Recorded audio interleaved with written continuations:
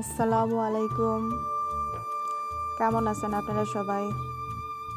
আলহামদুলিল্লাহ, আপনাদের দোয়ায় আমিও ভালো আছি। তো আজকে দুপুরে কিছু রান্না করব। তো রান্না করার আগে একটু কাজ করব। তো ভাবতেছি রান্নার আগে একটু কাজ করে নেব, কাপড় চোপড় ধুয়ে নেব। তো মেশিনের ভিতরে কাপড়গুলো দিয়ে দিলাম। মেশিন থেকে নিয়ে এসে ছাদের মধ্যে রোদ্রে দিয়ে দিলাম কাপড়গুলা রোদ্রে দেওয়া শেষ আমার। এই তো চুলায় গরুর মাংস রান্না বসাইলাম। আজকে পোলাও রান্না করব, কারণ আজকে পোলাও, গরুর মাংস, তারপর মাসকালাই ডাল, এগুলো আজকে দুপুরে খাবার। প্লিজ আমার চ্যানেলটা সাবস্ক্রাইব এবং শেয়ার, লাইক, কমেন্ট করবেন। আশা করি আমার ভিডিওগুলো ভালো লাগবে। গরুর মাংস রান্না পুরা ভিডিওটা আপনাদের দেখানো হয় নাই, কারণ আমার চ্যানেলে গরুর মাংস রান্না কিভাবে করি সেটা দেখানো আছে।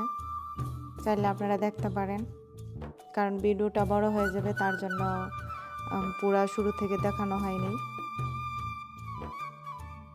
ভাবতেছি আপনাদের সাথে শেয়ার করব, তার জন্যে এভাবে রান্না করলাম আজকে।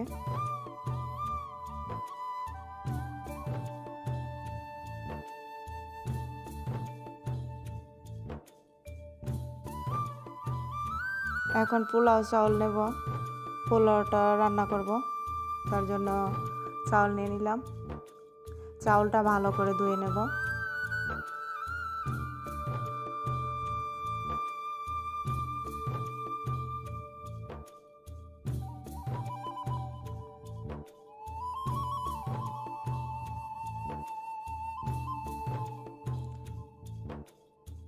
কড়িয়ার মধ্যে পেঁয়াজ দিয়ে দিলাম।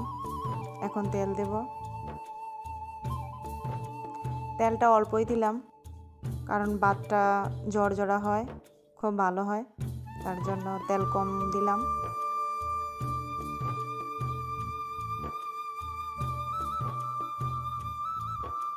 গরুর মাংসটা ওইদিকে হইতাছে, এদিকে পোলাওটা রান্না করব।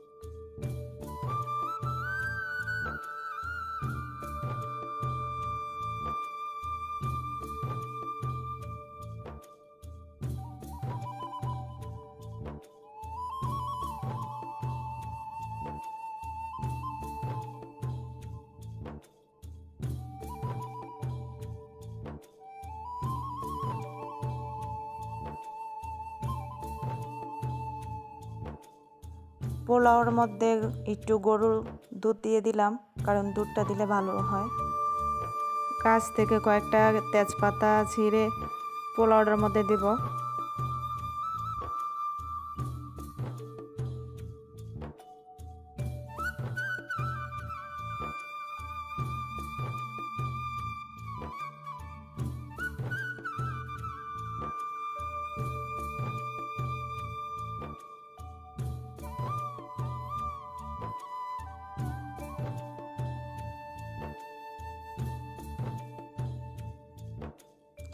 গরম পানি করে চাউলের মধ্যে দিয়ে দিলাম পরিমাণ মতো।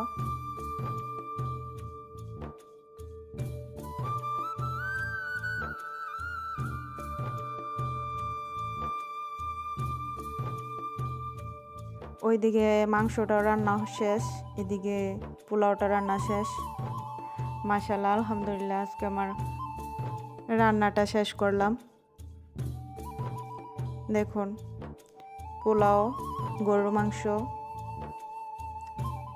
এই তো মাসকলাইর ডাল। সবাই ভালো থাকবেন, সুস্থ থাকবেন, আমার জন্য দোয়া করবেন। আল্লাহ হাফেজ।